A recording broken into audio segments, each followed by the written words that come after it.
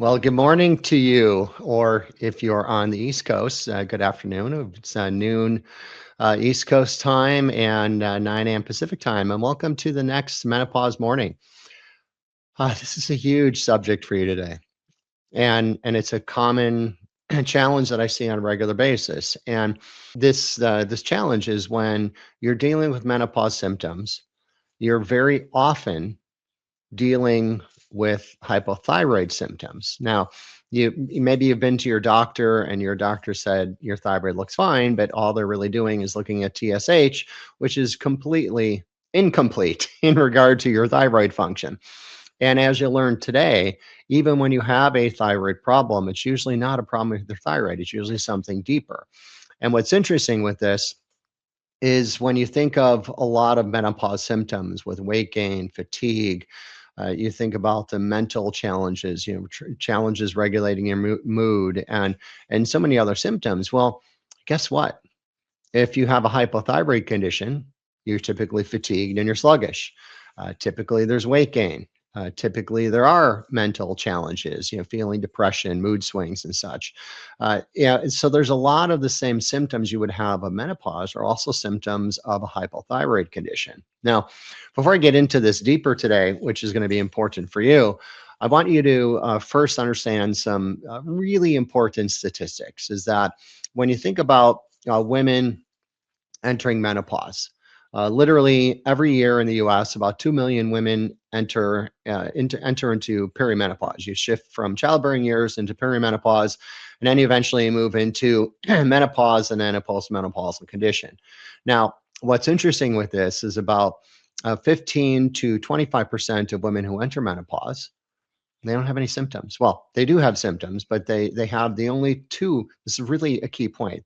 They have the only two true symptoms of menopause, which means you stop having a monthly cycle and you can no longer conceive. Now, I could tell you as a naturopath who's been working with women with menopause for, at this point, over 21, almost 21 and a half years, uh, most women are really excited to reach, the ages somewhere around 50 and to not have the ability to get pregnant and not have a monthly cycle.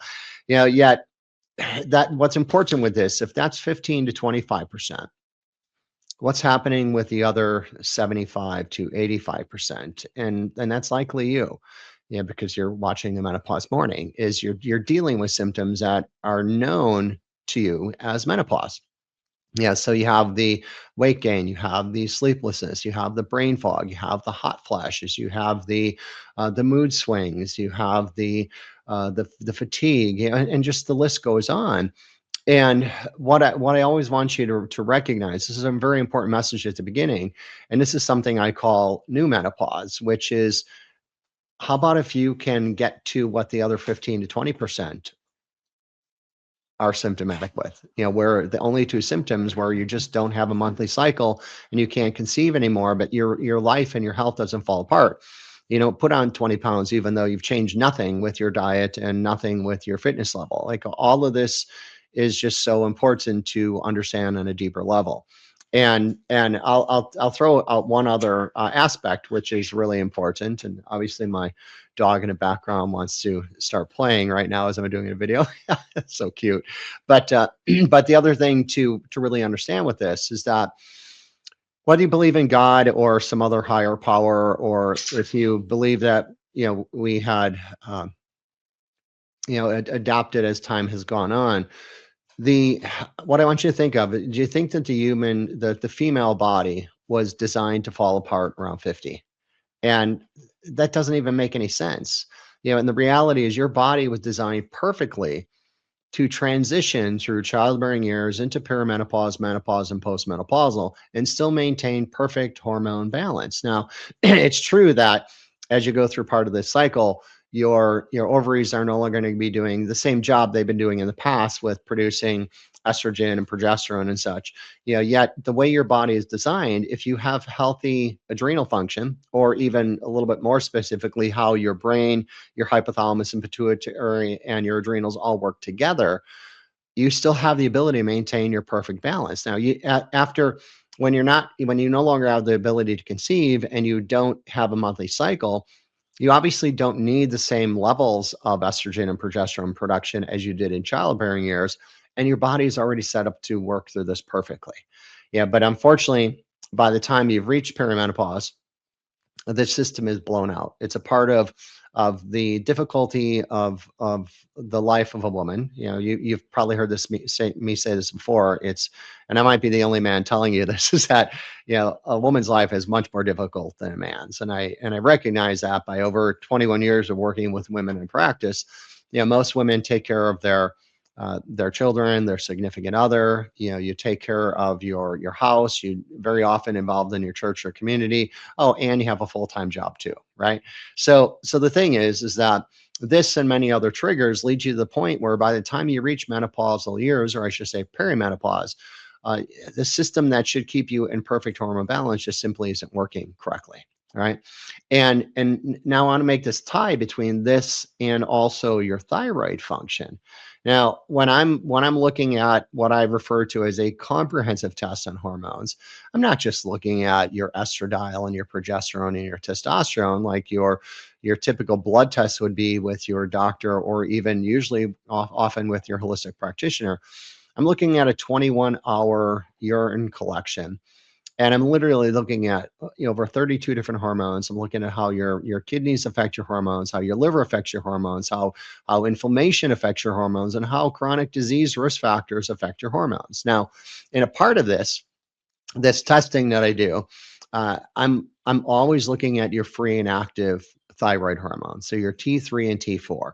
Now, to understand a little bit with your thyroid hormone is that your thyroid creates hormones, and these are known as T3 or T4, but these are what are known as bound. They're protein bound hormones. Now, you need to convert these protein bound hormones into what's known as free or active thyroid hormone. And that's what can go to your cell, and that's what can help you function properly and on based on a thyroid hormone need.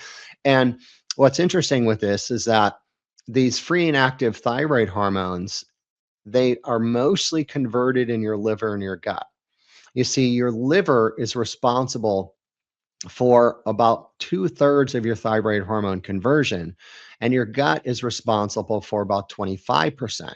So between your liver and your gut, that's literally 91% of your thyroid hormone conversion. So that's where I was saying earlier that a lot of times when you have what is a suspected hypothyroid condition, it's not a problem with your thyroid. It's more of a problem with your liver and or your gut, and you're just not converting your thyroid hormone into what you need. And then you kind of, the treatment for that is typically conventionally, and they're not looking at, oh well, what's wrong with the liver or the gut and why aren't you converting. They just put you on a thyroid medication right away, right? Not really even looking at fixing the problem. Now, how I want to correlate this with what's going on hormonally is there's a very important reason why the test that I use looks at your liver function and not with just liver enzymes like you look at with blood. I had a session with a woman yesterday. We were talking about that, where her liver enzymes were slightly elevated.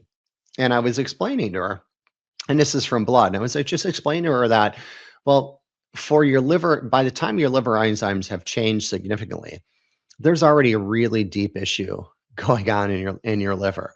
And when I'm looking at it on the testing that I do with this 24-hour urine collection, and where we're looking again at the free T3 and T4, I very often see these very low. And at the same time, I'm seeing the liver function very often significantly, if not severely compromised. Now, this is really tied into what we think of as a phase one and a phase two liver detoxification pathways. And I want you to understand how this kind of connects with menopause as well, because if your thyroid, or I'm sorry, if your liver is not functioning well, you're not going to have efficiency in converting your thyroid hormone into free and active thyroid hormone your body can use. And then you're going to have symptoms which are known as thyroid symptoms. Again, whether it be challenges with fatigue, sluggishness, mood swings, poor metabolism, weight gain. And again, remember, these are very similar sounding symptoms of what you think of as menopause as well. Well, what happens with that? that in itself is a problem because you can't convert those thyroid hormones. Now, and the second thing that's important is when we look at phase one liver detoxification pathways, not only how they tie into your overall liver and your thyroid, but how this ties into menopause. You see, because when you have liver congestion, when your liver isn't functioning well, and when I talk about phase one pathway with your liver detoxification pathway with your liver, that phase one is also in charge of metabolism and hydroxylation of your estrogens. So the question might be, well, what does that really mean? And when you produce estrogens, they have to be properly metabolized and hydroxylated in your liver.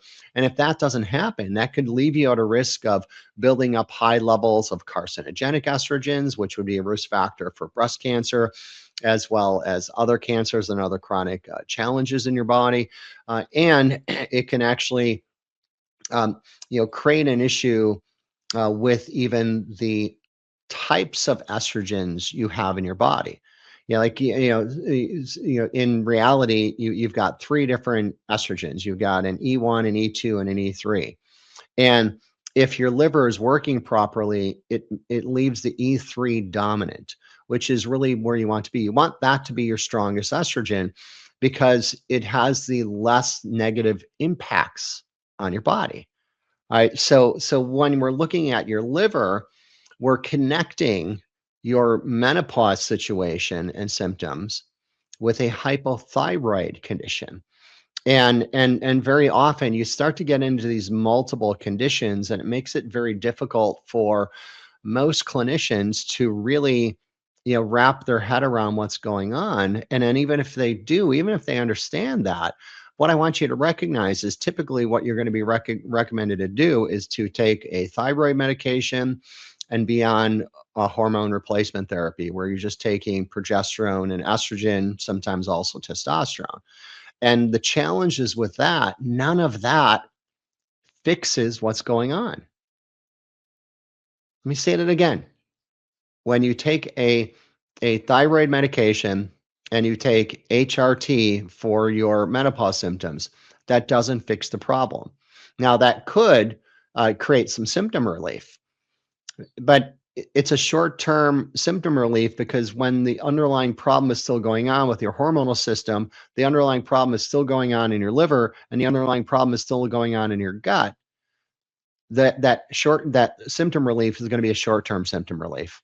And then ultimately your body begins to fail in other ways. Like it's just easy to understand, with the impact that your liver has on your body, not just with what we're talking about with metabolizing estrogens and converting your thyroid hormone. I mean, your liver obviously is your main system of detoxification. And simple fact is we live in a very toxic world. So you need your liver to be a rock star every day to really be in your best and your optimal, health and your optimal hormone function. That's a big key point. And when we when we take this just a little bit deeper, is if you don't get to the core of what's going on, again, other things are going to happen. Yeah, because when we think of like, even to give you an example of the overall function of your hormonal system, like the simple fact is that with hormones, most doctors are only looking at usually estradiol, progesterone, maybe testosterone. And that's all they're really looking at. They're not even looking at all three estrogens. They're not looking at the whole of your hormonal system. And to understand, when you think of your hormonal system overall, we're talking about pregnenolone, which is your mother hormone. We're talking about the correct amount of DHA. We're talking about your ability to convert that DHA into andros and testosterone and then eventually estrogen, and also the ability of the pregnenolone to convert into progesterone and cortisone if you're dealing with any kind of inflammation or mental emotional stress. Like that's how the whole system works. Well, when you take HRT and you take thyroid meds, that system's never fixed. Now, here's the problem with that. Because that system that I'm talking about, which is really how your brain, your hypothalamus, pituitary, and adrenals all work collectively, this is what it affects on your body. It affects your thyroid, your pancreas. For women in childbearing years, it affects your ovaries. It affects your mucosal lining, which is the first layer of defense of your immune system. It's also the entire interior lining of your gastrointestinal tract. It affects your body's ability to regulate body weight and fat, whether you need to lose or gain weight. It affects your metabolism of fat and protein. It affects every detoxification pathway in your body. This also will affect your immune regulation. And immunity is not just whether you're sick or not. The immunity is also how your body on a daily basis maintains and repairs itself. This is affecting pro and anti-inflammatory states.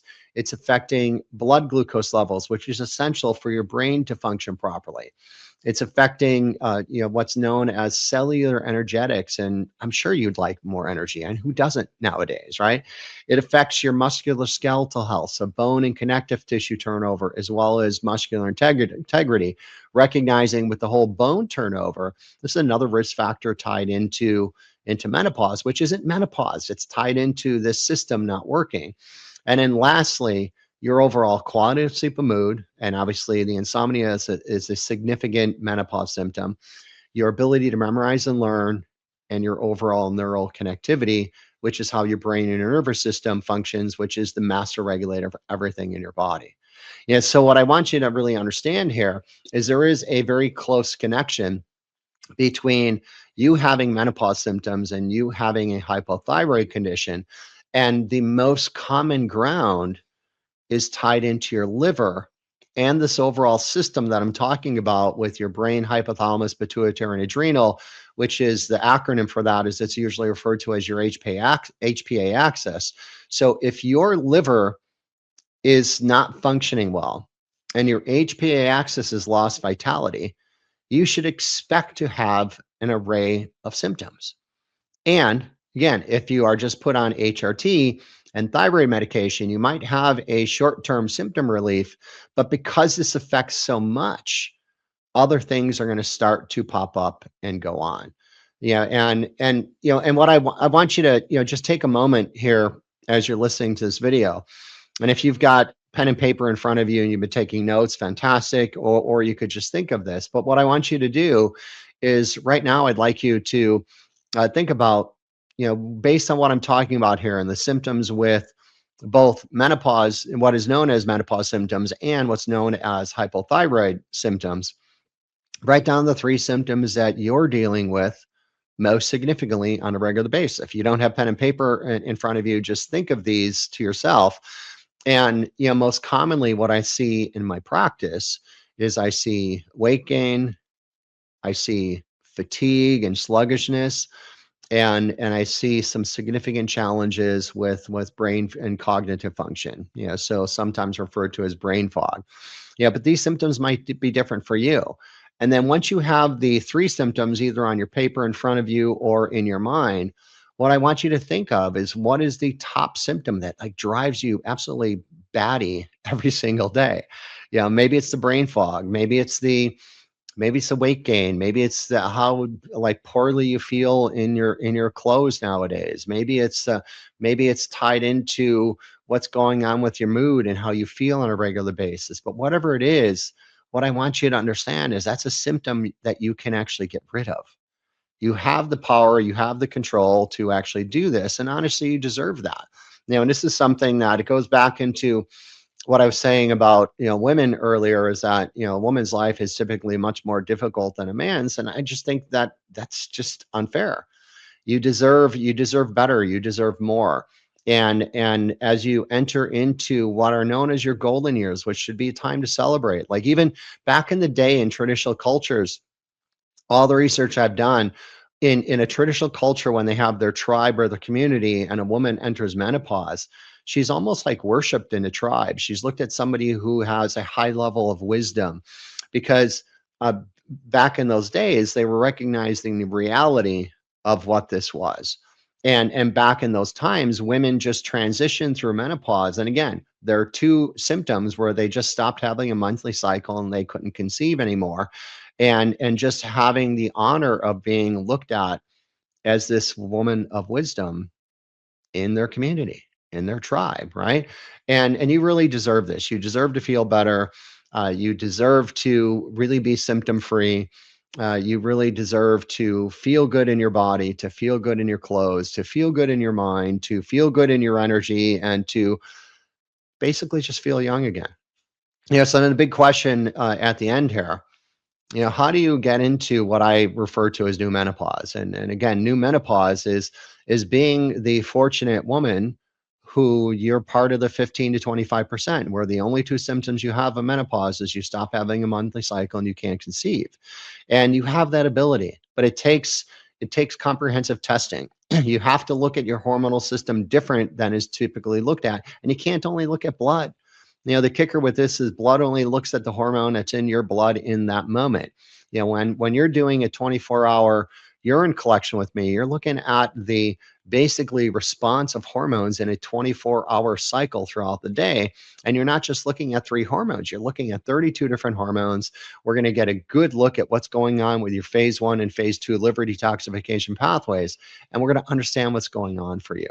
And then deeper than that, we have to get into the triggers of what caused the hormonal issue in the first place. Because what I want you to also understand is that your hormonal system is not the problem. Your hormonal system is a reactive system. So we just have to understand what are the triggers, like what's creating the reaction in your hormonal system. And these are things that I do every day with women in my office. And it's something that you can test, you can understand, you can overcome, and you can shift yourself from part of the 75 to 85% of women that are suffering into the 15 to 25% that just don't have a monthly cycle and can't conceive anymore, and they're really enjoying their life. And then the question is, well, what if you do that? And what if you don't? Well, if you do that, you can experience new menopause. You can feel young again. You can live the life that not only you want, but more importantly, the life that you deserve. And if you don't, if you go down the route of either doing nothing or HRT or potentially the thyroid medications, again, you might have some short-term symptom relief, but the system is still broken. So other things are going to go wrong. Remember the whole list of everything I said that your hormonal system is responsible for. So there's a number of things that can actually be in balance that can just lead to other challenges for you. And it typically doesn't end with you feeling well. Yeah. So, with that said, I hope you enjoyed this information to make that connection and between what's going on with menopause symptoms and also your thyroid function. And what I'll do below this video. So if you're watching the replay of this, whether you're consuming this on Facebook or Instagram, like these come out as little snippets on Instagram, or if you're watching this on YouTube, if you have any questions about any of this, please put a comment down below and I will answer that personally for you. And I'm also going to put a link for you to get my free book in an electronic version of, it's called Fat, Fatigued, and Frustrated, which is an action step guide to begin your process of finding your balance. So you're beginning your process of feeling young again. And when you get that book, that'll put you on my email list for Menopause Mornings, because I do this every Tuesday morning at 9 a.m. And what I'll do is either the night before or the morning of, I will send you an email, let you know what is the subject line of the Menopause Morning for that day. And then that way you can actually jump on live and you can ask your questions, have your comments addressed. And I will be doing this every week again. So 9 a.m. Pacific time on Tuesday morning. So get your free book, The Fat, Fatigued, and Frustrated, and get on the Menopause Morning list so you get your notifications of the next subject line for our topic. And with that said, have a fantastic day. And I hope you've learned something immensely important for you today. Take care. Have a great day.